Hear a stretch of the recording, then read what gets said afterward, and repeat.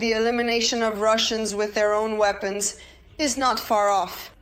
Subtitles by Dima Torzak.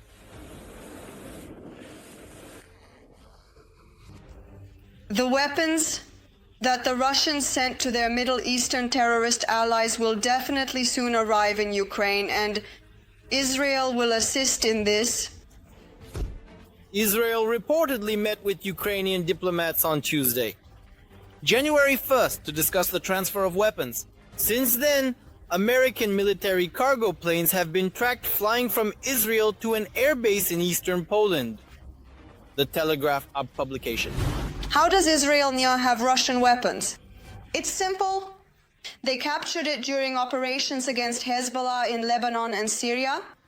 And without exaggeration, we're talking about a massive amount. Tens of thousands of units of weapons and military equipment. Russian propagandists immediately sensed and quickly recognized trouble. Stick your finger in one place and understand who you are talking to. You are talking to the saviors of the Jews.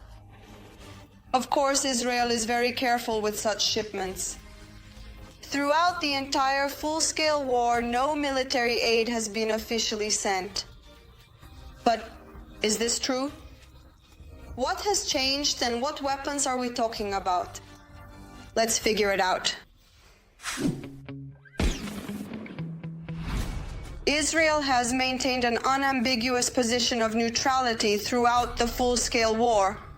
They have indeed never confirmed the intention to transfer any specific weapons.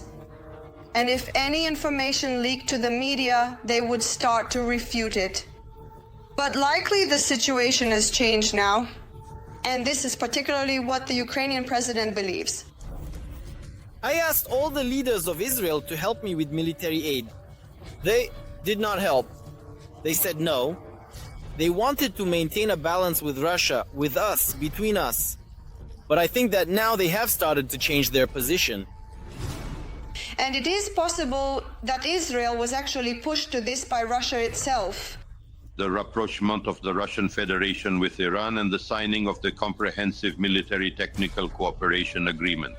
Therefore, Iran and Tito, accordingly, the Russian Federation is positioned by Israel as consequently a threat to national security. In November 2022, the head of Israel's National Security Council, Eyal Pertei Hulata, stated in Bahrain that if Iran begins supplying ballistic missiles to Russia, then Israel will be ready to supply its own high-precision ballistic missiles to Ukraine. This was the first signal of Israel's readiness for military technical cooperation with Ukraine. However, in our case, the reason for Israel's change in position is not as important as the fact itself. After all, the transfer of captured Russian weapons would greatly help Ukraine, whereas for the Israelis, this weaponry is completely meaningless. Israel currently has, let's say, large reserves of old, outdated Soviet or Russian weaponry, specifically of Soviet design, Russian design, which, so to speak, does not correlate with the NATO standard, which is in service with the alliance countries. Moreover, for Israel, there are also several advantages in transferring the weaponry. For example, they will save money, and they will also annoy Russia. But now this will not be considered a disadvantage. If this process has indeed begun, then Israel has made a rather pragmatic decision, because instead of incurring disposal costs, it transfers the weapons to those who need them, and also retaliates against those who supplied them to Russia's terrorists. Because the Kremlin officially welcomed leaders of Hezbollah, and also officially considers Iran, which aims to destroy Israel as a strategic ally. As for the weapons themselves, as we mentioned, Israel has a significant number of Russian trophies. In just one operation in southern Lebanon, more than 85,000 units of weapons, rockets, and military equipment were captured. Among them were MLRS pickups with anti-aircraft guns or heavy machine guns, anti-tank systems, grenade launchers, mortars, thousands of small arms and ammunition for them. There was so much Russian and Iranian weaponry that Israel even considered deploying some of it into service. This was in November of last year. The Israeli side was interested in the Iranian Almaz anti-tank systems and the Russian Kornet systems. As for the latter ATGMs, they were adopted by the Russian army in 1998. Their maximum firing range during the day is from 5 to 8 kilometers and at night.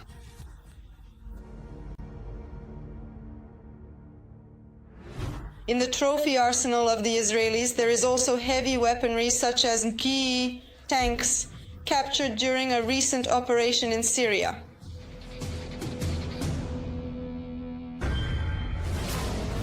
Tanks would undoubtedly be a wonderful bonus, but Kiev could use something else at this critical juncture. That too is in the Israelis' reserves. Not Russian, but it would be just right for Ukraine. We are talking about Iranian-made ballistic missiles. The Ukrainian side might be interested in the presence of Hamas's stockpiles, which were captured accordingly by the IDF. Their Iranian-made missiles, APT-110, have a range of up to 300 kilometers and a warhead of 460 kilograms. Considering that, according to Israeli intelligence and accordingly the main intelligence directorate of the Ministry of Defense of Ukraine, Iran has transferred about, well, various numbers are mentioned, let's say several hundred of these ballistic missiles. Therefore, resolving this issue could significantly enhance the capabilities of the Ukrainian side in terms of striking power. Regarding the latter, of course, this is more of a dream. However, you must agree, an attack on Russian oil bases and other military targets with Iranian weaponry seems like an extremely tempting proposition. Be that as it may, everything indeed points to the fact that the ice has started to move. And a particularly important piece of evidence for this is the ongoing transfer of weapons to Ukraine. This concerns the transfer of Patriot missile interceptors. This was reported by the publication Axios, citing 3 informed sources. According to their information, the American military this week transferred about 90 missiles from a warehouse in Israel to Poland, to further transfer them to Ukraine. And something tells us that this is just the beginning. What do you think? Will Tel Aviv eventually hand over the captured Russian equipment to Kyiv? Write your thoughts in the comments, like this video, and be sure to subscribe to our new Arsenal channel so you don't miss all the most interesting content.